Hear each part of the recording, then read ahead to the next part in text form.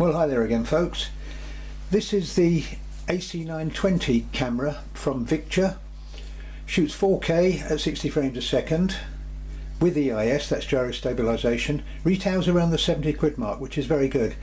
But it also includes, amongst its accessories, including waterproof case and so on, a wrist remote, 2 batteries and an external microphone, which is quite exceptional really.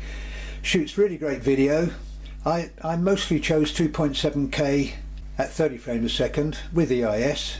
Lovely colour, really sharp image, and I thought it was pretty exceptional for the price mark. Very long video this, because I go into using the camera, the Wi-Fi app, looking at the accessories and so on. So for a change I'm going to jump straight in with the test clips at the start of this video, and then if you want to know more about using it and so on, and a closer look at the accessories, you can stay tuned and catch those afterwards. Thanks for watching. If you find this useful, don't forget to hit subscribe and check out some of the other vids on my channel. Paragliding, paramotoring, sailing, wildlife, unit tech stuff, it's all on there. Anyway, coming up, here are the test clips. Enjoy.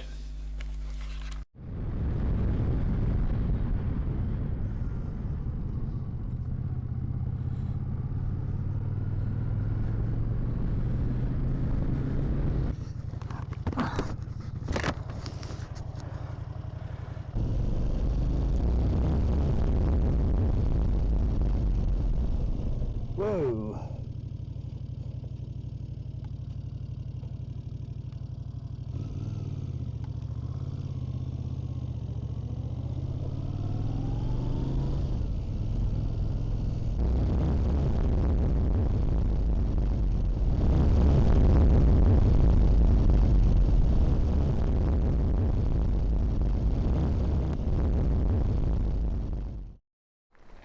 Okay, so here's a little bit of mountain bike footage. Not particularly bumpy track, and I'm wearing a chest harness with the camera on it. I think it's better than putting it on handlebars. And resolution's 2.7K, 30 frames a second.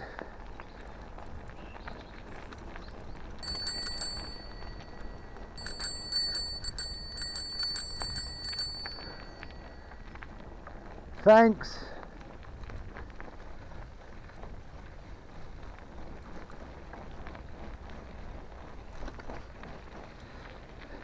Quite a good test because it's in and out of the light and shade.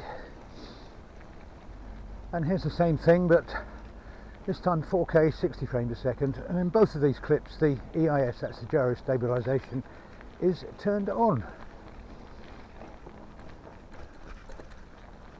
Bit bumpy, not terrible, and I wonder what the wind noise would be like. I've got a feeling there's a wind noise reduction setting, but at the moment it's not turned on.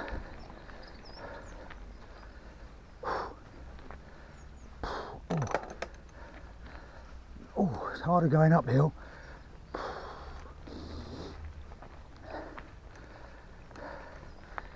Definitely slower going uphill.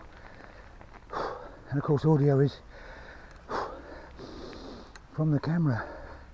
And this is the internal mic, by the way.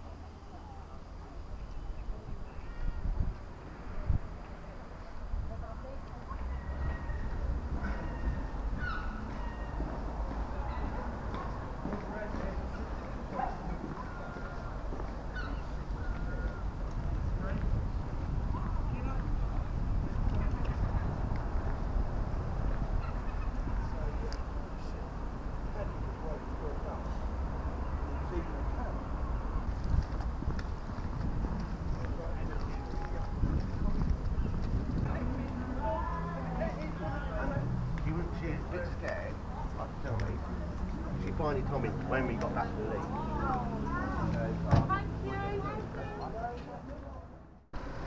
Well, I quite like this shot because it gives you close focus on the fish and chip side, way down to the end of the pier, where you can see cruise ships that have been parked here for months and months because of COVID.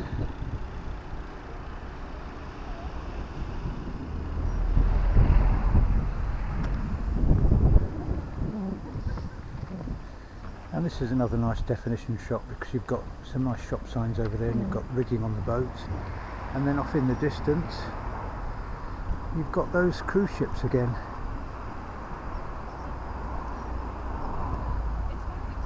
And this is 2.7K, 30 frames a second, which as far as I can see is about the best resolution.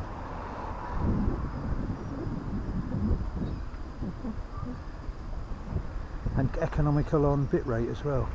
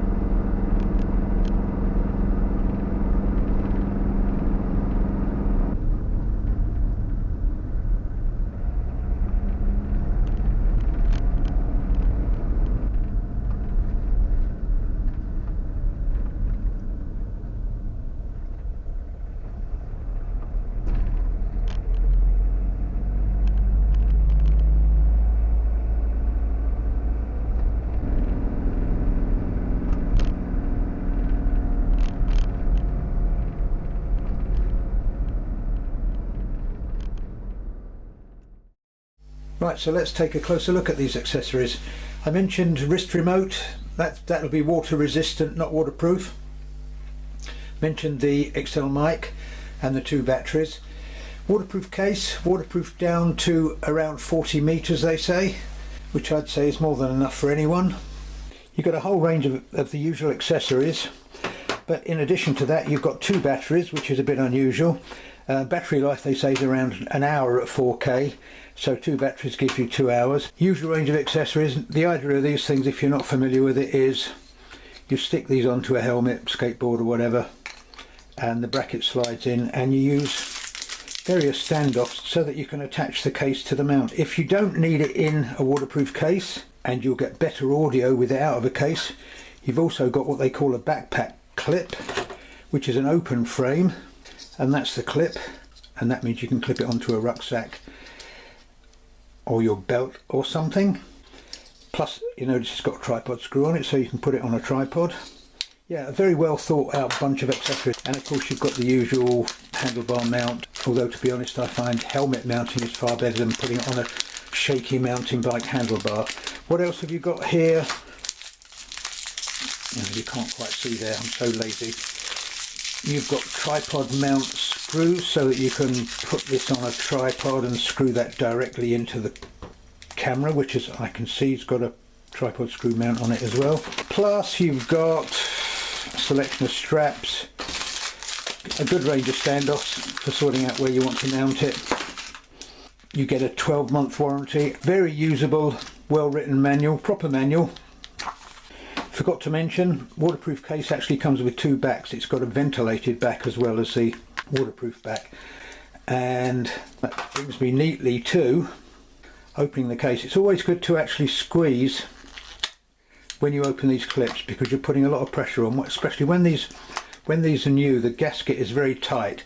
So opening and closing, make sure you give this a good squeeze before you attempt to close the clip. Right, so open it. Obviously I've just flipped that open. When it comes to changing a back, which I do often get asked, I'm trying to cover so many things here. This actually pushes out. Easier if I took that off, but I'm too lazy. But it's just a question of popping that upwards and popping the new back on. like so, just like that. And as I said, don't forget to squeeze before you push, because the gaskets are very tight. Right, I'm going to go back to the waterproof one.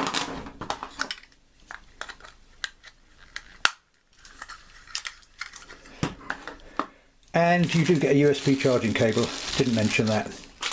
Plus some cable ties here, extra sticky pads, securing loop, usual kind of stuff.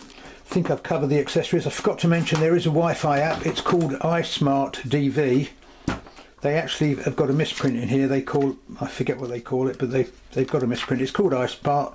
I'll put a link below. Other thing to mention, which I forgot, is you've actually got some support email addresses too, which is nice to see. Right, so let's take a look. Case I mentioned, looks fine, 40 meters. Camera, we'll take a close look at it later in the operation. Feels nice, quite light. I think it's about 40 grams. What I've got to do is, no doubt it's shipped without the battery. What I've got to do is take off the cover, which as you see comes off easily, put the battery in. That's straightforward enough. You can see 3 pins in there, 3 pins there. Put the battery in, find a card for it. Action cameras don't come with a card.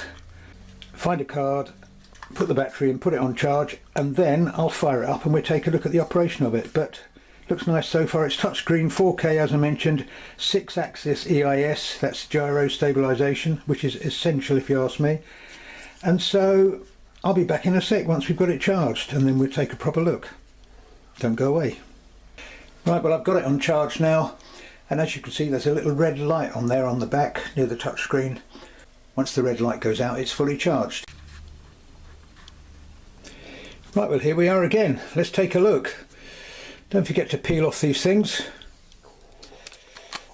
on the case as well, otherwise it will mess up your vision. So the camera, plastic case, but still feels nice. A nice finish to it.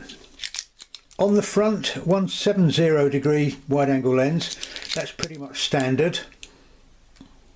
You've got the power button there, long press to turn it on, shutter button on the top, and there's a little LED there which I'm pretty sure probably comes on when you've got the Wi-Fi connected for the Wi-Fi app. Scrolling up down buttons on the side here, little speaker.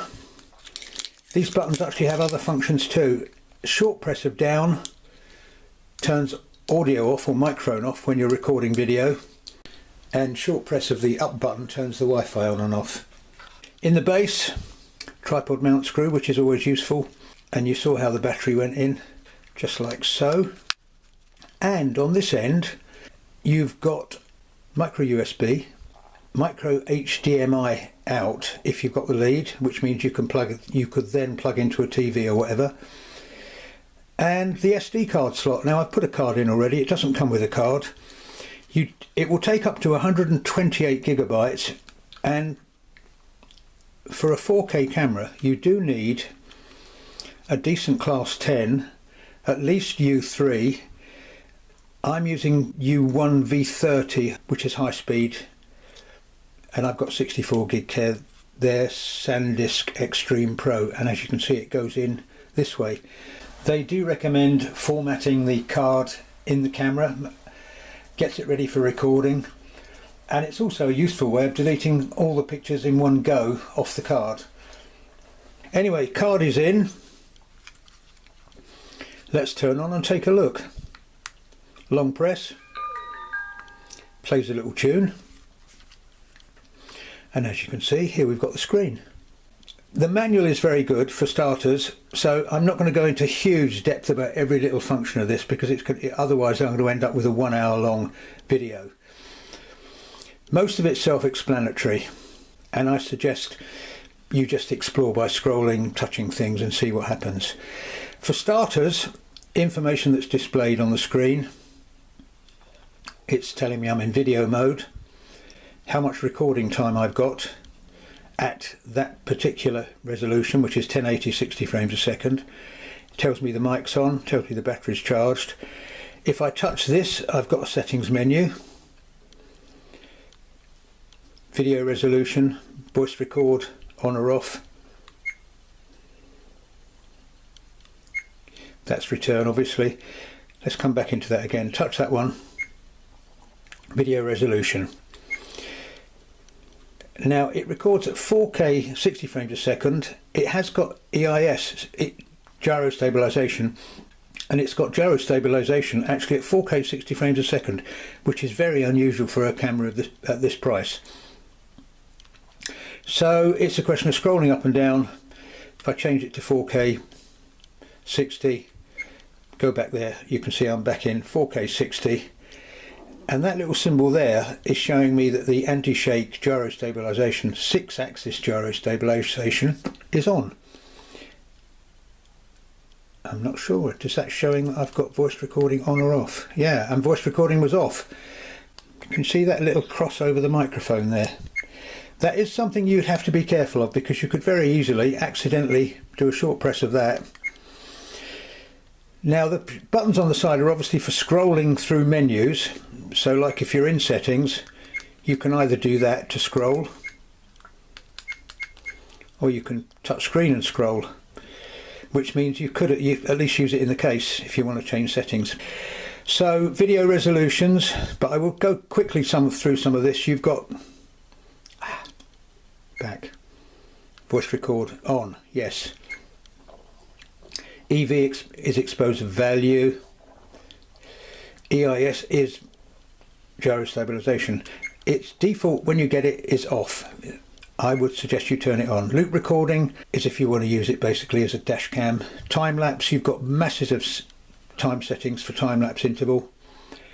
You've got slow-mo, fast-mo, wind noise reduction, auto low light, date stamp, which you can actually turn off, and that brings it back to home or use. Now I say the best thing to do is explore. If I scroll down, nothing happens. Right, ignore that one then. If I scroll up, I've got a menu, and it's video menu to start with there. Normal video, seamless, which I can't find out what it means. Video time lapse is time lapse, obviously. Slow motion, fast motion, and Wi-Fi. Turn Wi-Fi on and off. And yeah, I'm right, there's a red light on the top to show that the Wi-Fi is on. I'm going to go into the Wi-Fi very briefly, but it's telling you there password 123456789, waiting for connection. Again, I'll turn it off. So short press of the up turns the Wi-Fi on and off, and short press of the down button turns the microphone off when you're video recording. Now I mentioned you've got menu there, voice record on and off, loop recording and so on. Come back out of that. You've also got touch that, you can access that menu by touching that bit there, which is the same as scrolling up. Just explore and you'll find it. You've got playback menu, loading files there, look at them, play, delete, and scrolling across the side left to right changes it from video recording to camera. Now once I've changed to stills mode, camera mode, you can see it showing me that I've got single 20 megapixel playback and another settings menu. This time it's the settings menu for the photos. Change resolution, ISO is film speed. I say I can't go into everything here. Time lapse interval, time lapse duration. Oh, that's why it was blanked out. Time lapse duration means you can get it to take a photo every 5 minutes, 10 minutes, 20 minutes, 30 minutes, even up to every hour. It's all explained very well in the manual. They tell you exactly what it will do. Come back out of that. I'll go back into it again. So now you've got another settings menu there. Microphone built in or external, because it does have, unusually at this price, an external mic. Let's go back to video mode. That one there, yeah, already covered that. Settings there. You've got that settings menu there again, which turns mic on and off. Oh, you actually got effects here: black and white, natural, negative, warm, contrast, so on and so on. There is just way too much to go through. White balance. Most of the stuff you could just leave it and default as it is when you get it. Maybe change the resolution and turn on the gyro stabilization. white balance is about colour temperature, and if you did want to use it a lot, say indoors, you could change it to tungsten and so on. Way too much to go into. One other thing to mention here, when you're in video mode or in stills mode, you've got a digital zoom here, digital as opposed to optical. So I can zoom in, zoom out. You do get a decrease in quality when you zoom because it's a digital zoom, not an optical zoom. And let's see, can you do it when it's recording? No, obviously can't do it when it's recording. Okay, so anyway, let's record, see what happens. As I say, press the shutter. You're recording. You've got a little blue light flashing there, and you've got the countdown there, 8 seconds, 9 seconds, 10 seconds. I'm recording audio on. Press again, turn it off.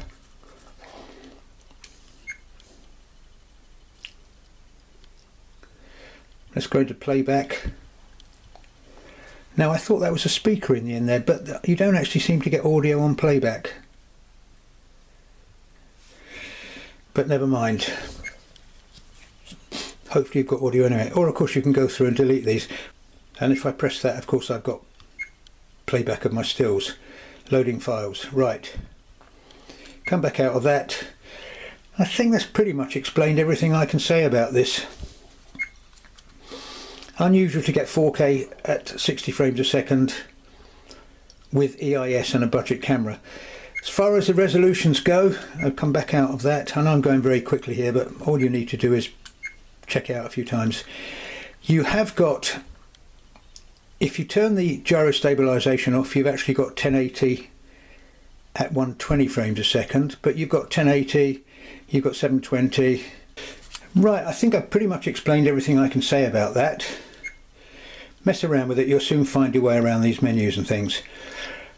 Before we take a look at some clips, I'll just show you the wrist remote. No pairing necessary. Obviously there's a strap there. As I said, water resistant as opposed to waterproof, but I don't think you'd get the signal from one of these working underwater anyway. Got two symbols on it, video camera, stills camera. Dead easy to use. If I hit record, as you can see it started recording. Hit record again, it's turned off.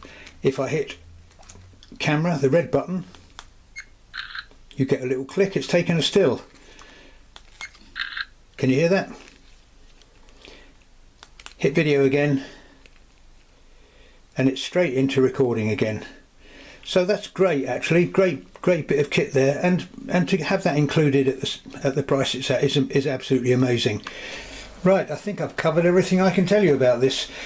Just explore, have a look through the manual, have a look, play with the menus, and I'm sure you can work it out. And now something else I want to show you. When you plug the micro USB into your PC, you come up with this screen. I don't know if you can see it.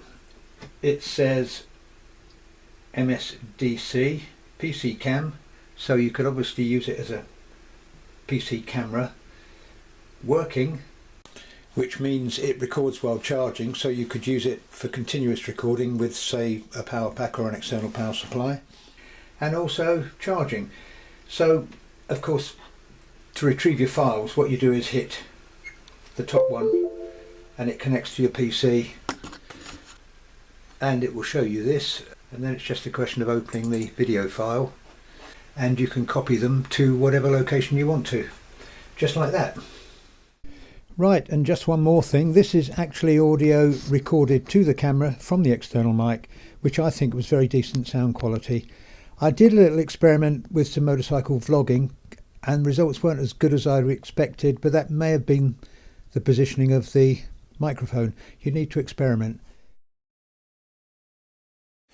Right, so let's take a quick look at the Wi-Fi app.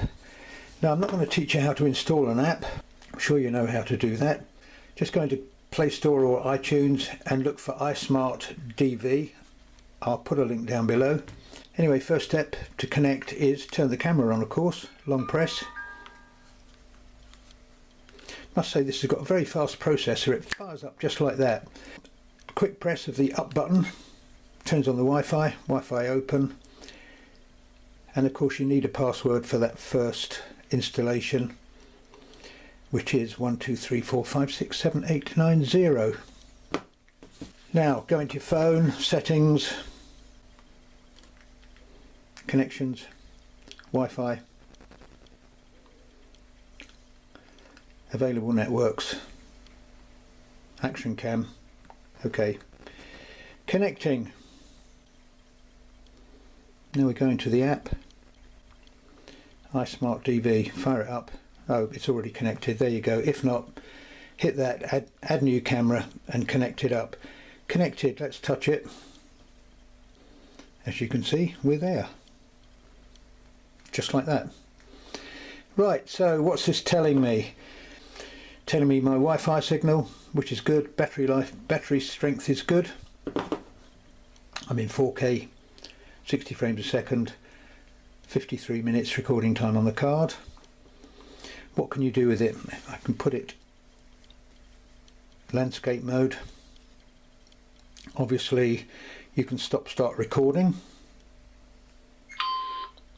Makes a nice beep actually, doesn't it? Stop. Change from video camera to time lapse. Change it to camera. Press, I've taken a still. Right. Come back out of that, back to video camera. It's dead straightforward really. Of course the little cog, most of us know that means settings. Touch settings, you can go through and change most of the settings that you can change on the camera. Now one important thing to change here I would say is storage location. Default is internal storage, you really probably want to store it to your card. Date stamp off, format, so on. Yes, pretty much everything you can do there. Come back out of that, back to this. The other thing you can do of course is go into gallery, that's the little thingy there. And it will show you what pictures you've got. Oh, look at that, how interesting, a picture of my socket on the wall. So you can look at pictures you've taken, or you can hit the little arrow there and download. So you can scroll through my pictures. Whoa, look at that. Some of these pictures are in my test clips. So, or you can delete, come back out of that, videos. Not much there at all, I don't believe that. Yeah, oh sorry, yeah, they're in date order. Right, so again, you've got my test clips here. And the advantage of this is if you're out somewhere, oh, and it's got sound obviously when it's playing back here, I better pause that.